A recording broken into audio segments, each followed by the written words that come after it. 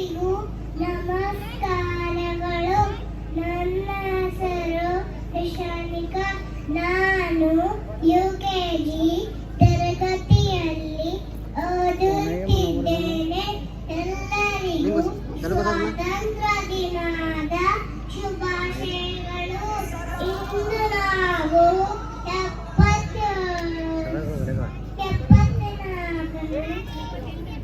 74